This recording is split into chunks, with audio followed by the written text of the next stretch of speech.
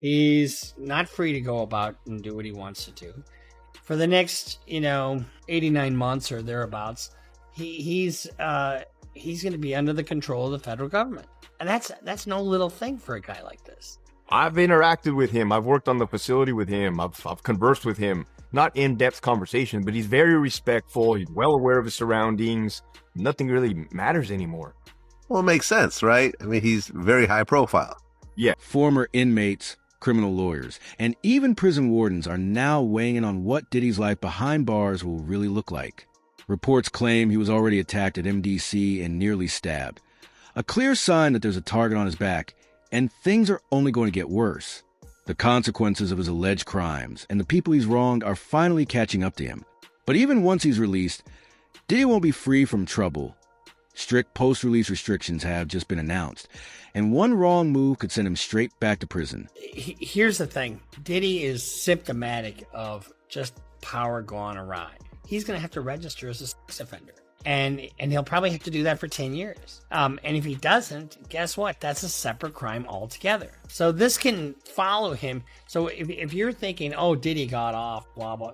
Well, his lawyers did a good job. And, he still has the right to appeal his conviction and his sentence. It ain't going to go anywhere because the evidence of the Mann Act violations were overwhelming. He's now tagged with 2 felonies.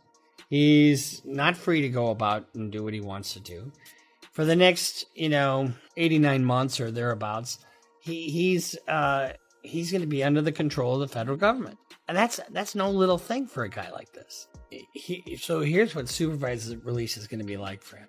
It'll be intense at first. They'll drug test him. They'll put monitoring software on his devices. They will, they'll have constant meetings and check-ins and that kind of thing once he gets out of prison. And as time goes on and he demonstrates compliance, the supervision will get less and less intense, probably to the point where he just has to call in once in a while. But if you get too complacent and all of a sudden, you don't register, or all of a sudden, porn's an addiction, right? And, if you're looking at porn all the time, guess what? It's tough to stop that. It just is. And I've known clients that have, violated their conditions over and over again, and they wind up going back to prison. Now, Diddy seems to me like he's got some discipline. He knows where he wants to be, where he doesn't want to be.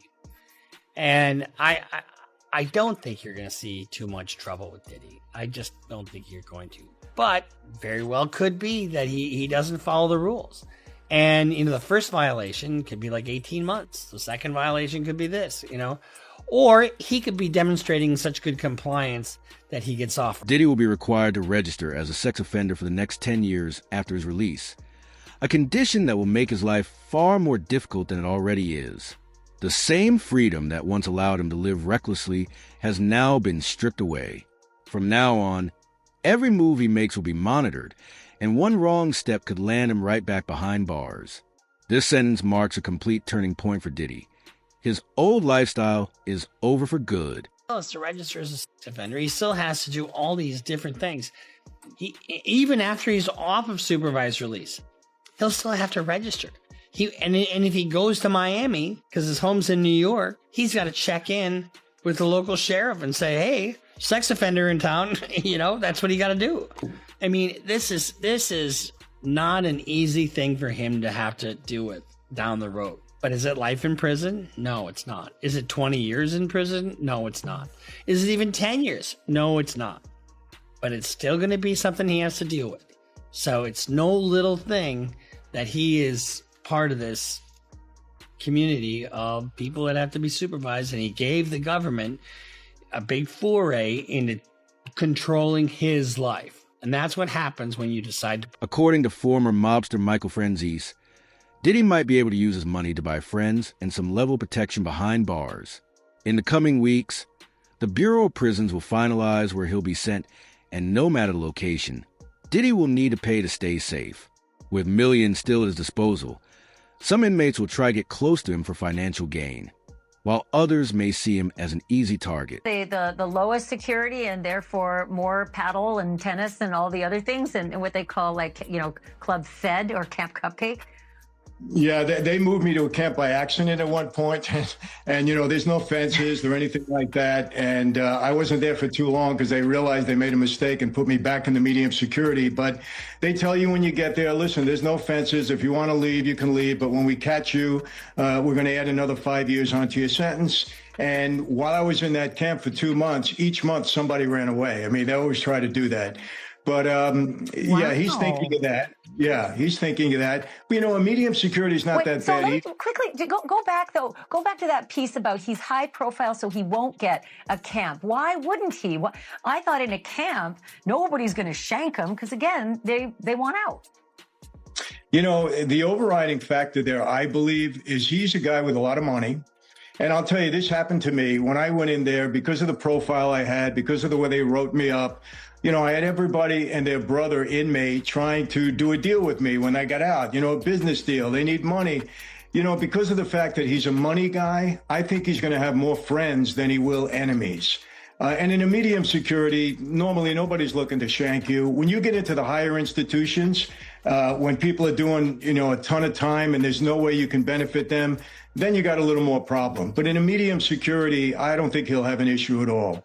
I really don't. He can be too much of a benefit to inmates that are always looking for something. And he could be a golden ticket for some people, at least in their mind. His legal team has submitted a request to the judge, asking that he be sent to Fort Dix, citing its proximity to New York, so his family can visit more easily.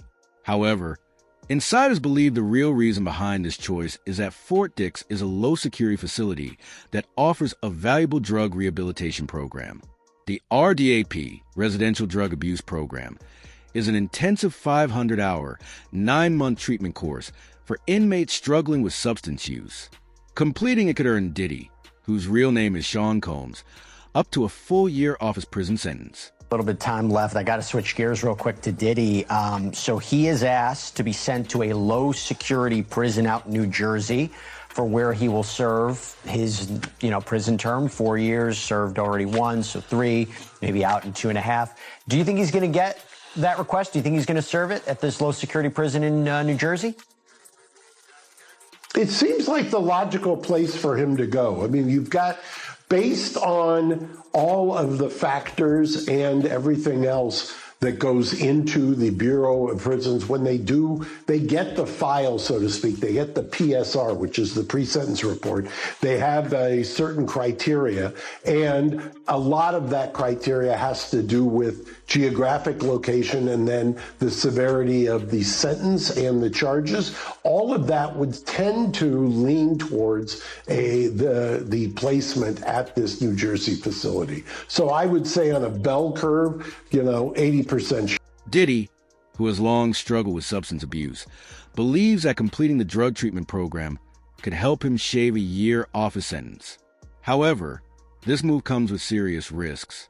One of the conditions of his release is strict drug monitoring, meaning his parole officer will have the authority to show up at his home at any time and administer drug tests. If Diddy is caught using again, he won't get a second chance. He'll be sent straight back to prison. All pretty par for the course, pretty standard? Yeah, so look, a lot of these conditions sound pretty harsh, but they're pretty standard. Things, as you mentioned, like no contact with victims, also no contact with other criminals, no access to firearms, also unsupervised, or visits, drop-in visits from probation officers at any time, mandatory employment. So many of these are standard. But what I do think is notable is the addition of required treatment programs. And it's not just one, right? It is domestic violence, but also drug abuse and also mental health. The reason why it's so notable is because we all remember the defense described this as a modern love story. And even though Combs was acquitted of the most egregious charges, it's really a message from the court saying there's really still something that is not right here. There's treatment that is required. There's issues that need to be resolved. Can you tell us a little bit about his living conditions? Because I know that he's currently in Brooklyn, but he's actually asked to be moved to a federal facility. Why? What would that do to his living conditions? Okay, so very specifically, he's requesting to be moved to Fort Dix. 6 to a low security prison. So that would very much improve his living conditions from where he is in Brooklyn. So this low security prison is more like a dorm-like setting and also has a specific drug abuse treatment program that he's requesting to be a part of. And sometimes people who go through this program successfully can get time off at the end. Mm-hmm. Well, Angela, we also know that Diddy is going to be required to work 30 hours a week upon his release.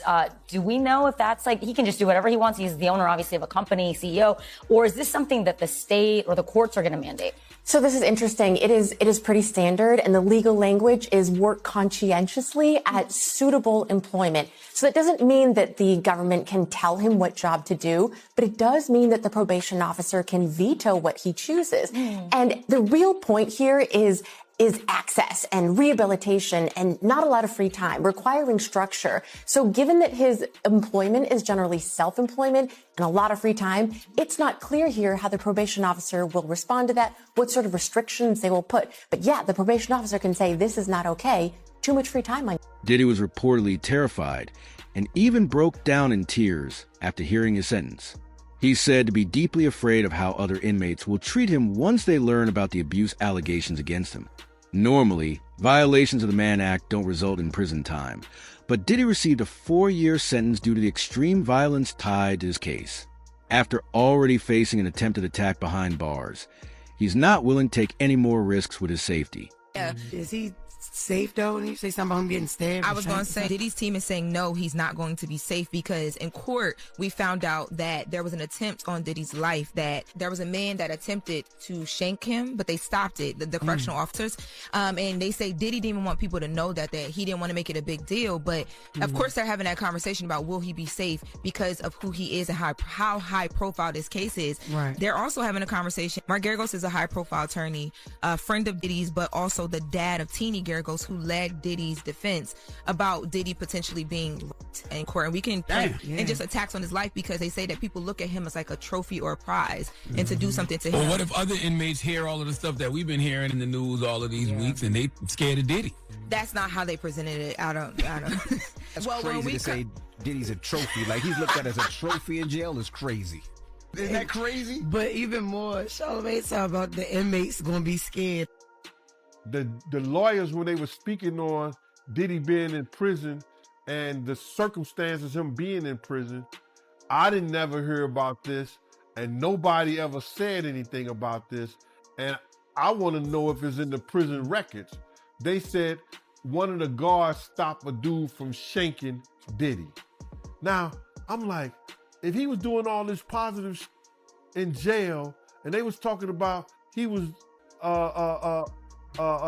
all the inmates loved him and they was employing him and doing standing ovation. I wonder what inmate was trying to shank him. Was that one of the Tupac? Was that one of the Tupac fans, or that was one of Biggie fans? Because they said that the guard. They said that in court. One of the lawyers, one of the guards, stopped one of the individuals that was trying to shank him, bruh. And that was crazy. Nobody, I never, that didn't leak. Everything leaks from prison, but that didn't leak. Nobody wrote home and said, yo, dudes is in here trying to stab Diddy up. But the lawyers mentioned that today. I want to see if they're going to investigate that right there.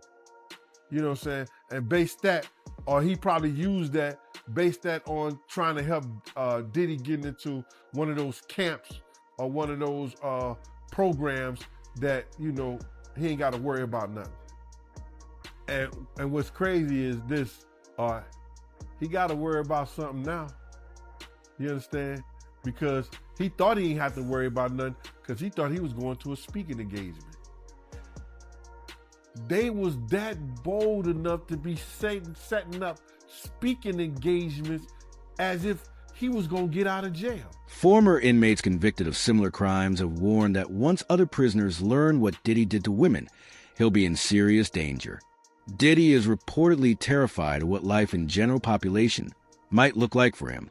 Even during his time at MDC, he spent most of his days in protective custody and under suicide watch, a clear sign of how fearful he is for his safety behind bars. What this guy did is disgusting, I don't think there's a person alive, a man or a woman, especially women, who are not going to hate this guy.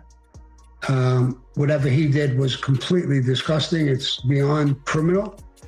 I don't even know what it is. I look at it like he disgraced everybody. He disgraced the black race by being a black man. I know a lot of black people, and they hate him for it because it painted a picture towards all of them. I think it's being followed all over the world. If he's not found guilty, or he's cut free, or he does a short amount of time, I mean, I could only imagine what the whole world would think. This is a disgusting country. Guys in the mob did some terrible, terrible things. The murders were gruesome and violent and painful, and they served a purpose. They were meant to terrify people into staying in line, right? Compare that to the things that you've heard alleged from the witness stand and testimony under oath from a lot of these young women and some of the young men who were his assistants. Compare the guys in the mob to the stuff you're hearing alleged against Diddy. If we did that in the mob, we would be killed for it. We would never touch women and children and stuff like that. So that's against our rules, our principles. We would never get away with something like that. There was a guy, Roy DeMeo and Gas Pipe, who became serial killers, killing for no reason, and they were killed. So, I mean, if he was in the mafia, he would, and we knew what he was doing, he would have been killed. There would be no trouble. Gene Deal, who previously worked in the prison system, says that men like Diddy rarely last long behind bars. Although Diddy is expected to serve around 2 years of a sentence, he's reportedly not mentally prepared for what's ahead.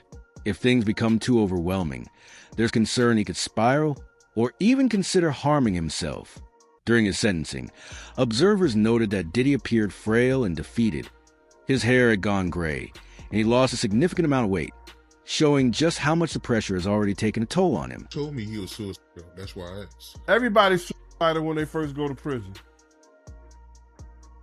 Everybody's suicidal. If you've never been to prison before, you've never been behind bars, everybody is suicidal. Then you get used to it. It becomes your livelihood. You learn how to stay alive. You got a crust of bread in the corner to sleep in. Everything else is a blessing. But you knowing Diddy personally, do you think it's possible he might take his life? It takes a certain individual to prepare himself to do a lot of years in jail. From the lifestyle that he had, I'm not saying that he can't. I just don't see him able to do time behind bars. Maybe if he'd be in a camp type situation, that's a possibility. But based on the lifestyle and what he's done and what he's accomplished, if he had to go behind those bars for a lot of years, I think that he may commit suicide. He do an Epstein. Why do you think he didn't pull a Russell Simmons and leave the country? They was watching him, bro. They was watching him. And then I think that he had to turn over his passport. Even if you own your own private jet, they have a system up there whereas that they supposed to check your passport and anything that you need to fly as if you were flying commercial. It's almost certain that Diddy was already paying inmates for protection during his time at MDC. In fact, 15 prisoners reportedly wrote letters to the judge in his support, something highly unusual. Are we really supposed to believe that Diddy, a man caught on tape abusing women, suddenly earned that much goodwill behind bars? And if that's the case, what about the inmate who tried to shank him? The whole situation raises serious questions about what's really going on behind prison walls. That yesterday we had Diddy talking about how horrible the jail was, how much violence there was, and how he was even threatened in jail, to today him having 15 prisoners send letters to the judge to help him get free during his sentencing hearing. And honestly, I think it's crazy that Diddy has 15 prisoners that were willing to write him letters, but none of the famous people that rock with him for years have sent in any. I mean that seriously. The only person of notable fame that sent in a letter for Diddy in these character letters is literally Carisha. Just yesterday, we finally found out exactly how Diddy is saying that he was threatened by an inmate, but it's not exactly written how you would think. Diddy claimed yesterday an inmate approached him with a shiv and told him something when he was sitting on a chair that that inmate wanted to sit on. But Diddy is also saying in this motion he's been so reformed in jail that he didn't react when usually he would, and that was able to diffuse the fight. Now today, Diddy has submitted 15 letters from 15 different inmates that are saying how amazing he is and how they are changing his perspective, and he is helping their time in prison. Diddy is actually a tutor in jail, and some of these inmates are talking about their experiences with Diddy being a tutor. Because of this class, I have purpose, something to look forward every day. Then another one says, he showed us that it's little adjustments to our everyday lives that add up to a big change. Mr. Combs' class is about setting up realistic goals and where we plan on going to achieve and complete these goals on a weekly basis. We review our progress of our stages on our objective. My life testimony is how positive Mr. Combs teaches us about how chasing the easy money is the wrong way to achieve greatness. He has shown me that it's never too late to start, nor is it ever too late to achieve your dreams. The free game class with Mr. Combs has affected me in a good way, as it has impacted me because I've learned many things like how to create a successful plan, and the plan has to be realistic. Another one says, I was really appreciative to receive some knowledge of some sort to take back to the real world and to not have to think about doing something illegal. Diddy is fortunate to have received only a 50-month sentence, less than a third of what federal guidelines typically call for. Many believe his celebrity status played a major role in that leniency. Despite guns and drugs being found at his home, he wasn't charged for either, and no assault charges were filed even though there's video evidence and his own admission. And as if that weren't enough, reports now suggest that former President Trump is even considering the possibility of granting Diddy a pardon. He got off like a fat rat in a cheese factory.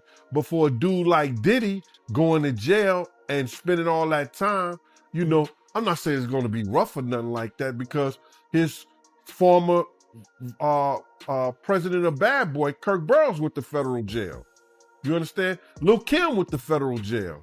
So, you know, because the type of dude he is, you know, he'll make it, he'll be all right. And plus, they're going to send him to a camp, bruh. He'll be in somebody camp or somebody dormitory, whereas that it'll be real light for him. So, you know, he'll see the streets back again in 24 months. He'll be out within 2 years. It seems like a lot saying 50 months and everything like that, but it's not really a lot. Not at all, bro. It's not a lot at all. Just 3 days after Diddy was sentenced to over 4 years in prison on prostitution charges, President Donald Trump seems to confirm he's heard from the mogul's legal team. The comments coming Monday from the Oval Office as reporters asked about a pardon for Jeffrey Epstein's accomplice, Ghislaine Maxwell, who's serving 20 years for child trafficking. I wouldn't consider it or not consider it. I don't know anything about it. So, but I will speak to the DOJ. I don't know. I mean, I'd have to speak to the DOJ. I'll look at it. I have a lot of people have asked me for pardons. I call him Puff Daddy has asked me for a pardon. I love Diddy. You know, he's a good friend of mine. He's a good guy. I think he's a good guy. I'm going to stick up for him.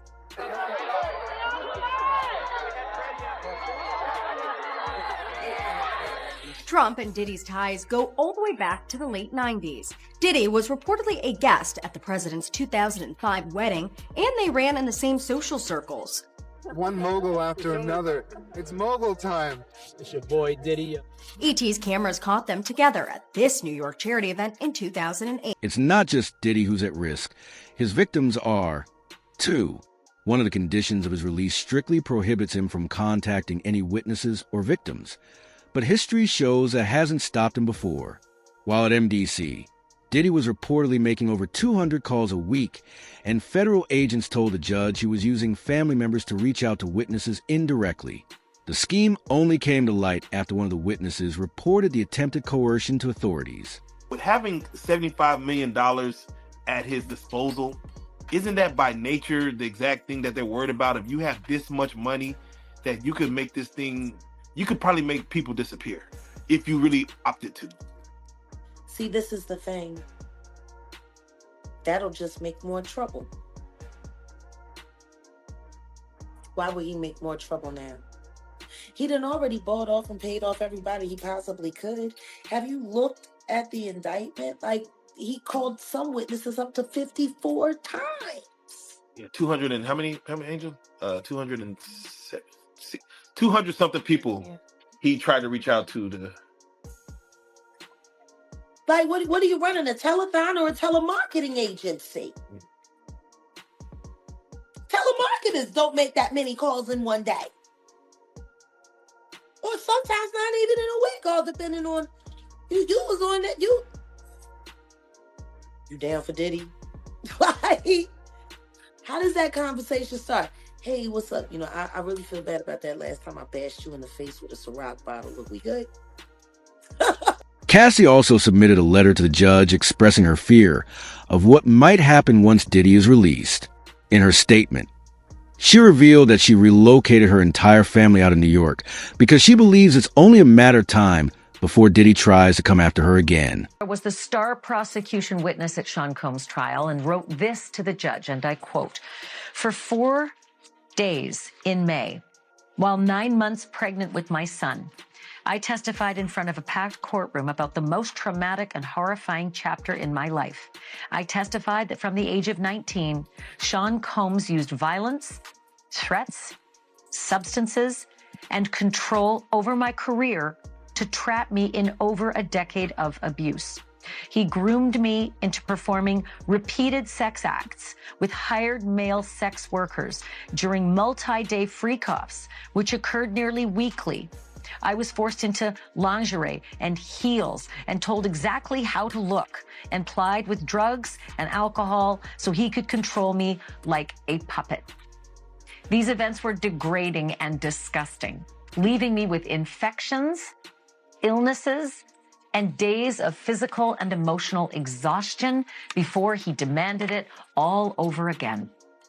Sex acts became my full-time job, used as the only way to stay in his graces, his good graces." Cassie Ventura says that she has spent the past 7 years rebuilding her life, engaging in, quote, dozens of types of therapy, but still says she has, quote, nightmares and flashbacks on a regular basis. She says that she moved her entire family out of New York for fear that Sean Combs may have some retribution in mind. She told the judge that she hopes he pays for what he did, whether the jury believed her or not. Diddy once believed he was untouchable, that his money, fame, and power would protect him forever. But now, everything he's built is falling apart before his eyes. Behind bars, that power means nothing. And even after his release, he'll remain confined by strict restrictions, constant fear, and the weight of his past actions. The world is finally seeing Diddy for who he truly is. If you want to stay updated on Diddy's prison sentence, the ongoing investigation, and what's coming next, don't forget to subscribe, turn on notifications, and share your thoughts in the comments below.